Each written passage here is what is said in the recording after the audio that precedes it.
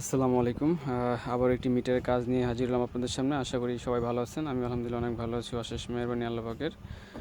তো ফাইনালি একটা মিটারের কাজ পেলাম হাতে। তো মিটারটা দেখেন কী অবস্থা, একটা গাড়ির মানুষ যত্ন না নিলে যা হয় আর কি। তো যার কারণে হচ্ছে এই অবস্থা। আপনারা অবশ্যই যাদের পুরাতন গাড়ি আছে তারা অবশ্যই মাঝে কিছুদিন না, যখন দেখবেন আপনার মিটারের মানে ডিসপ্লে আস্তে আস্তে ঘোলা হয়ে যাচ্ছে, অবশ্যই খুলে পরিষ্কার করে নেবেন। আর এই মিটারটা হচ্ছে মূলত চেঞ্জ করার উদ্দেশ্য হচ্ছে এটার মাইল কাজ করে না, প্লাস হচ্ছে আরপিএমও কাজ করে না। তো যার কারণে এই দুইটা আলাদা কিনতে গেলে যেটা খরচ হবে, তো পাশাপাশি আমরা অল্প কিছু অ্যাড করে আমরা একটা ক্যারিবের মিটার নিয়ে নিলাম এবং মিটারটা খুবই সুন্দর। আপনাকে আমরা খুলে দেখাচ্ছি। হচ্ছে হলো মিটার, আমাদের মিটারটা দেখতে পারতেছেন একদম মানে নতুনের কন্ডিশনের মতো, খুবই ফ্রেশ।